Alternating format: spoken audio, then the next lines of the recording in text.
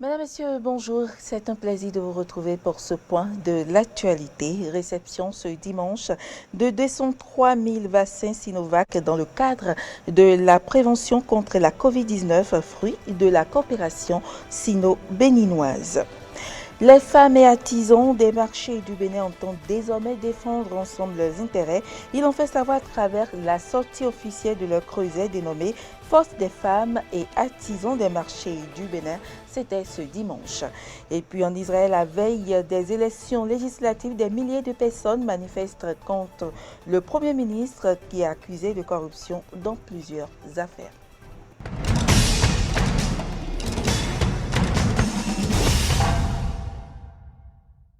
Bienvenue à toutes et à tous. Le ministre de la Santé accompagné de l'ambassadeur du Bénin près la Chine était ce dimanche à l'aéroport de Cotonou pour la réception officielle d'un nouveau lot de vaccins. Il s'agit du Sinovac, des vaccins qui entrent dans le cadre de la prévention de la COVID-19. Carole Olaye, Jean-Baptiste Bocor. De nouvelles doses de vaccins pour prévenir efficacement la COVID-19 au Bénin. C'est la résultante de la bonne coopération entre le Bénin et la Chine.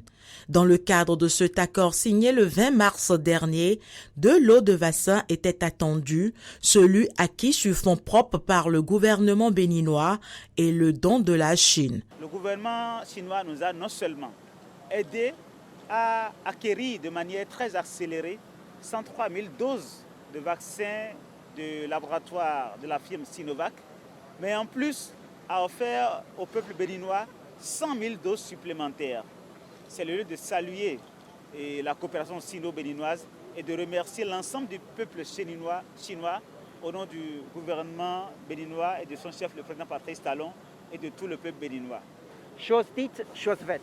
Nous sommes ici pour l'accueillir. Nous espérons que le vaccin va aider le gouvernement béninois de remporter ce succès dans cette lutte contre la Covid. Occasion pour le ministre de la Santé Benjamin Rompati de rassurer le peuple béninois sur la polémique que suscitent les vaccins dans la prévention de cette pandémie. C'est le lieu également d'appeler l'ensemble de la population à savoir encore une fois que la vaccination reste l'une des meilleures alternatives pour contrecarrer la pandémie de la COVID-19. Il y a eu beaucoup d'inquiétudes tout à fait légitimes de la population face au vaccin. Mais je voudrais les rassurer que le monde scientifique veille à ce que toute équivoque soit levée et que nous puissions nous assurer que la vaccination est faite à la population en faisant en sorte que le bénéfice qui en est tiré soit majeur et prédomine largement sur les éventuels inconvénients. Les agents de santé, les personnes porteuses de TAR et celles âgées de plus de 60 ans seront attendus à partir de la semaine prochaine pour la vaccination. Les femmes et artisans des marchés du Bénin entendent désormais défendre ensemble leurs intérêts. Ils l'ont fait savoir à travers la sortie officielle de leur creuset dénommée Force des femmes et artisans des marchés du Bénin. C'était ce dimanche au Palais des Congrès de Cotonou. Le point avec Frédéric Espoir Oumambou et Fiacre Voitan. De tous les départements et de tous les marchés du Bénin, les représentants des femmes et d'artisans des marchés du Bénin opèrent ainsi leur sortie officielle à travers le mouvement Force Femmes, un mouvement qui se définit comme un creuset pour défendre les intérêts des usagers des marchés. Plusieurs préoccupations ont été l'objet de débats lors des échanges avec les usagers des marchés. Au nombre de ceux-ci, nous pouvons citer la hausse des prix des boutiques, l'inquiétude sur les impôts qui seront infligés aux femmes, reclassement des secteurs de vente dans les marchés, recrutement des commerçantes en dehors de celles qui vendaient habituellement dans les marchés, pour n'en citer que cela. Ces rencontres nous ont permis de recueillir les préoccupations des usagers afin de leur proposer l'idée de la création d'un mouvement pour défendre les causes des usagers des marchés et pour être associés aux différentes décisions à l'encontre des usagers des marchés nouvellement construits. À travers cette sortie officielle, le mouvement Force Femmes appelle le chef de l'État et les autorités à divers niveaux du pays à les inclure dans les instances de prise de décision les concernant. C'est l'occasion pour nous, femmes et artisans des marchés du Bénin, et de solliciter auprès du chef de l'État de veiller à travers les divers organes de gestion des marchés et à notre implication dans les différentes prises de décision et dans les gestions des marchés du Bénin, dont nous sommes les premiers bénéficiaires. Cela permettra à tout un chacun d'exercer ses activités dans la quiétude et de satisfaire convenablement les populations usagers des marchés. Notons que cette sortie officielle a enregistré la présence effective de Madame Talata Zimé, première vice-présidente de l'Assemblée nationale, et de Luc Setondi Atrokbo, maire de Cotonou. L'Association des femmes amazones pour le développement de Glodjigbe a célébré en différé ce dimanche 21 mars 2021 la Journée internationale des droits de la femme. Avec le soutien des élus locaux de la localité, ces femmes ont axé leur réflexion autour du sous-thème « Femme, que fais-tu de ta dignité ?» Clémence Tonoucoin et Denis Maroya pour le compte rendu. Les associations de femmes ne restent pas en marge de la célébration de la Journée internationale des droits de la femme. Ce dimanche 21 mars 2021, l'Association des femmes amazones pour le développement de l'arrondissement de Glodjigbe a célébré en différé l'événement. Nous nous sommes donné le devoir et le plaisir de décortiquer cette sous-thématique et avons mûri nos réflexions.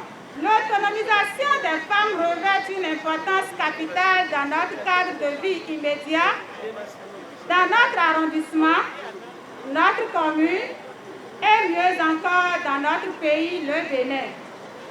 Dans l'économie de l'atteinte de ces objectifs, la promotion de l'égalité entre la femme et les hommes devient un impératif capable de permettre à la gente féminine de participer pleinement et activement aux actions de développement de la nation sur tous les plans et surtout politiques. Présent aux côtés de ces femmes, le maire d'Abomey-Calavi les a invitées à prendre conscience des valeurs qu'elles incarnent et à vivre selon ces valeurs. J'ai entendu dire par votre responsable que vous êtes sel et lumière. Alors, demeurez effectivement sel et lumière. Cultivez les principes actifs de ce sel et de cette lumière que vous représentez. Portez alors très haut le flambeau de la femme béninoise. Portez la paix partout où vous serez. C'est de ça il est question. La femme, c'est la paix. Toujours dans l'arrondissement de Glodjigbe, le mouvement Fuka Fuka, présidé par Jana Sokle, a également mobilisé ses pairs pour honorer la femme. Allocution et animation culturelle ont meublé la cérémonie.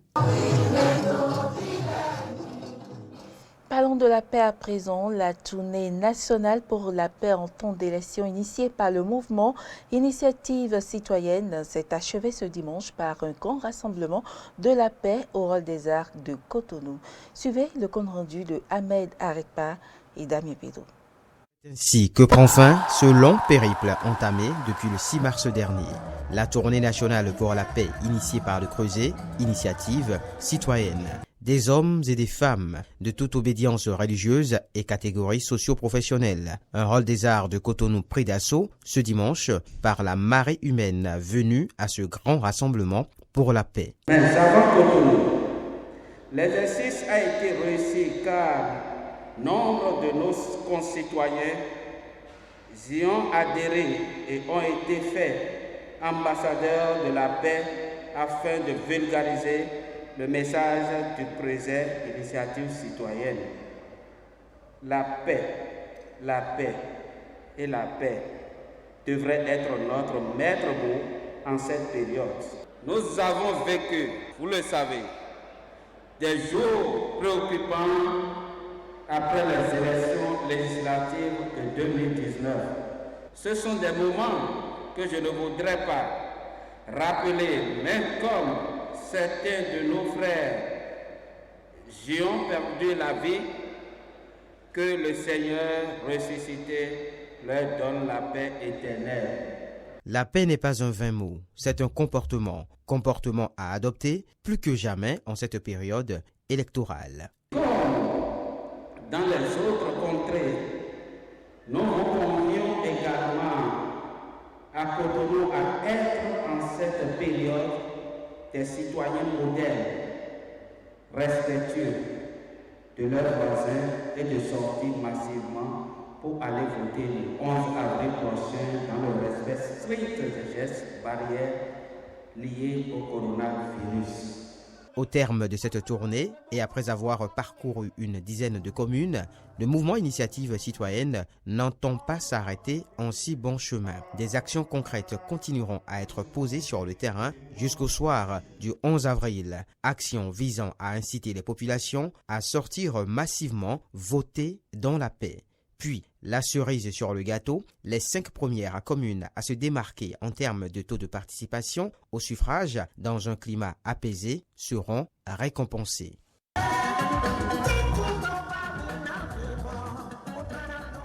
Et au thème de ce rassemblement, quelques participants se sont prononcés sur l'initiative. On les écoute. Doit faire en sorte que la quiétude règne et qu'il y ait la paix. Sans la paix, mais il n'y a pas de développement. Sans la paix, aucun d'entre nous ne pourra quitter son domicile pour aller à son lieu de travail. Ni nous-mêmes, ni nos enfants, ni les femmes, ni même les autorités. Donc nous devons faire en sorte que la paix soit sauvegardée. Et ce n'est pas parce qu'il y a une élection présidentielle que nous allons nous chamailler. Non. Après l'élection présidentielle, le pays est là. Et il existe. Et il existera toujours. Nous leur demandons de ne jamais accepter la violence. Parler à leurs enfants, de ne pas se jeter dans les rues pour dire qu'on est en train de manifester sa colère. Pour nous, la meilleure chose, c'est d'aller aux urnes. Se prononcer. Vous ne voulez pas quelqu'un, vous votez non. Si vous voulez la personne, vous votez oui, c'est comme ça. Donc il ne s'agit pas de mettre le pays en danger. Et c'est ça que nous sommes en train de faire. Les imams, les alphas, membres de la fondation, ne donnent plus. Ce qui est sûr, il n'y aura rien. Et c'est pourquoi nous sommes venus le soutenir. 5 ans déjà que quittait ce monde le professeur Kossi Jean-Marie Akpovo, l'inventeur de la biologie à l'université d'Abomey-Calavi. Ce samedi 20 mars, l'unité d'enseignement de biologie en collaboration avec le syndicat national des médecins intellectuels traditionnels et assimilés du Bénin lui ont rendu un hommage. Voici le point avec Maury Agua et Fiak Voiton. Professeurs, parents et amis, ils étaient nombreux à répondre par leur présence à ce rendez-vous d'hommage à l'occasion du 5e anniversaire du décès du professeur Kossi Jean-Marie Akpovo, l'inventeur de la biologie. Dr Raymond Assogba, biologue, parle de la biologie. Lorsqu'on dit la biologie, en fait, les gens n'entendent qu'un son, mais ils ne voient pas les savoirs nombreux qui se cachent derrière ce mot. Les gens ne savent pas en fait ce que vit celui qui décide de parler de ce que les autres ont appelé diable et Satan. Là où le français ne peut pas dire clos, le français ne peut pas dire vaudou, le professeur Akpoboa dit que donc il faut utiliser les mots de la langue nationale pour en faire des concepts. Et c'est pourquoi il a récupéré la typologie des mots glo, lo, fligé, bodida, boto. Donc c'est ça le champ lexical. Avec maintenant les sens. Ce fut une monumentale gigantesque de pionniers. Le professeur Akpoboa est un chercheur d'or. La fille du chercheur d'or présente à cette assise n'a eu que des mots de remerciement à l'endroit de l'assistance. Je prends la parole au nom de la famille Akpoboa, au nom de notre maman Justine Akpoboa, au nom de mes frères et sœurs Eliane, Florence, Petroni et Eric, pour vous remercier sincèrement pour cette grande marque d'affection que vous témoignez en ce jour, commémorant le 5e anniversaire du décès de notre très cher papa, Feu Akpoboa Kossi Jean-Marie. Vous l'avez tellement aimé, vous l'avez tant aimé, que vous n'avez ménagé aucun effort pour être parmi nous ce matin. Nous vous en remercions encore une fois. Et cela témoigne de l'intérêt que vous avez porté à cette science qu'il a eu à découvrir, cette science dont il est l'auteur, la boologie, et la famille Akpoboa, par ma voix, vous remercie sincèrement. Merci, merci infiniment. Après plusieurs témoignages, Dr Raymond Assogba a présenté son livre intitulé « Étymologie de la boologie ». L'inventeur de cette science s'en est allé, mais la science qu'il a laissée pour les générations futures fait son chemin.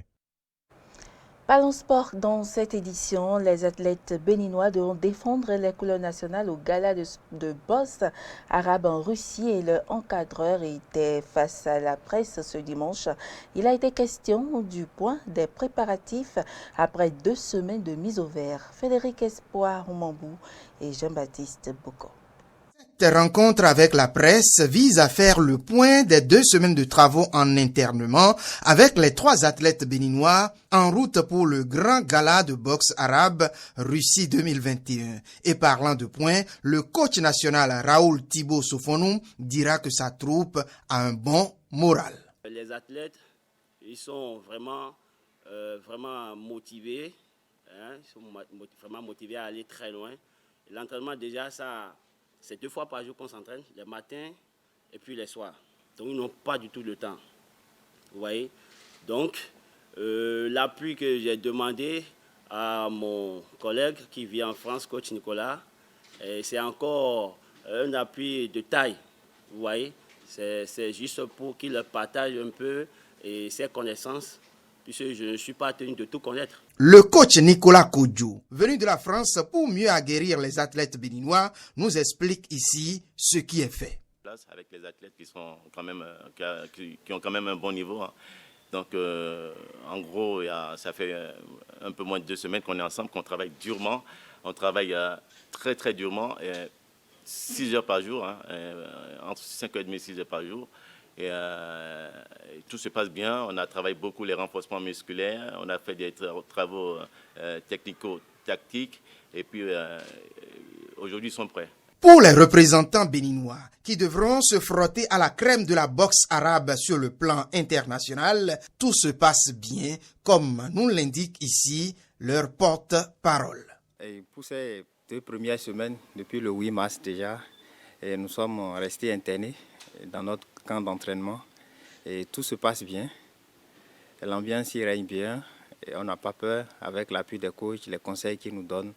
et tout se passe bien. Malgré tout, l'organisation continue. On essaie de mettre les petits plats dans les grands, mais le plus petit apport de tout Béninois reste attendu pour mieux hisser le drapeau béninois au firmament de Moscou. Pour nous ramener des ceintures, vous savez très bien que pour aller à une pareille compétition, il faut une organisation de taille. Et c'est pour cette raison que nous avons décidé de prendre les athlètes le plus tôt et pouvoir leur donner les meilleures des conditions. Et c'est pour cette raison que notre coach national, Raoul, a fait appel à un de ses amis qui vit en France, que vous avez vu ici, qui est un appui très fort aux athlètes. Je crois que les athlètes eux-mêmes l'ont apprécié et ils ont vu qu'avec l'effort et des deux coachs, ils sont prêts pour aller en Russie et nous ramener réellement des ceintures pour honorer notre pays.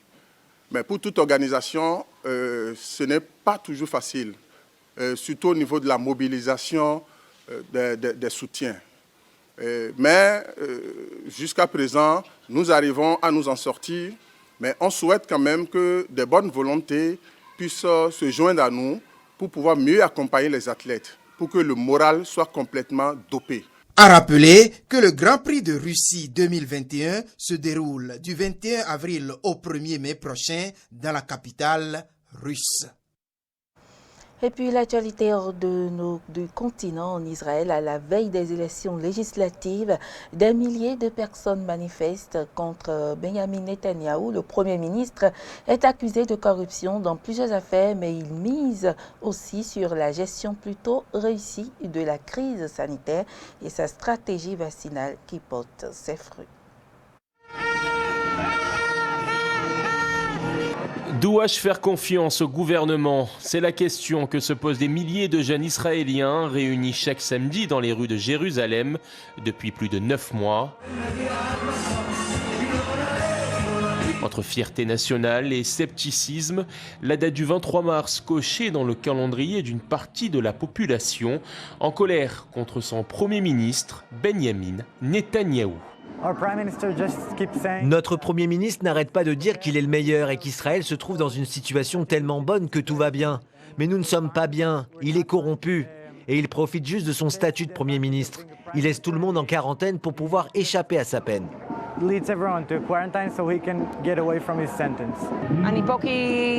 Je suis ici pour renverser Benjamin Netanyahou. Nous sommes ici depuis l'été, en espérant que ça aille mieux en Israël. Benjamin Netanyahou pointé du doigt pour ses ennuis judiciaires. Le Premier ministre inculpé en novembre 2019 pour corruption, fraude et abus de confiance dans 3 affaires. Accusations qu'il a de nouveau rejetées en février dernier. Les auditions des témoins sont attendues le 5 avril prochain. L'image du chef du gouvernement qui semble être écorné à l'approche de nouvelles élections législatives. Mais Netanyahou, 71 ans, en poste depuis 2009, jouit toujours d'une grande popularité. Pour preuve, les bons chiffres de la campagne de vaccination Covid-19. C'est une formidable réussite pour l'État d'Israël. En fait, le premier pays à sortir du coronavirus. Nous avons réussi à faire vacciner environ 1 million d'adultes de plus de 16 ans. Nous estimons qu'à la fin du mois d'avril, nous aurons vacciné tout le monde, ce qui signifie que nous n'avons plus de coronavirus. 5 millions, plus de la moitié de la population vaccinée et des sondages en faveur du Premier ministre et de son parti, le Likoud, en compétition avec l'opposant centriste Yair Lapid. Pour former un gouvernement, le vainqueur du scrutin doit obtenir 61 sièges au Parlement. Les alliances sont essentielles, avec certains petits partis qui espèrent faire leur entrée au sein de la Knesset en obtenant plus de 3,25% des suffrages. C'est la première fois dans les élections israéliennes de ces 2 dernières années que nous avons des premières campagnes contre Netanyahou venant de la droite dure. Donc c'est ça qui est différent. Et donc, si Netanyahou doit créer une coalition, cela signifie que ce ne seront que les droitiers les plus extrémistes qui iront avec Netanyahou cette fois-ci. Les regards sont notamment tournés vers l'ex-ministre de la Défense Naftali Bennett, chef de la formation de droite radicale Yamina et n'ayant pas encore choisi de camp. Les résultats du parti de Benny Gantz seront aussi scrutés. L'ex-chef d'état-major de l'armée et adversaire de Netanyahou aux dernières élections, en chute dans les sondages. Mesdames, Messieurs, ce sera tout pour cette édition. Merci pour l'attention et à demain.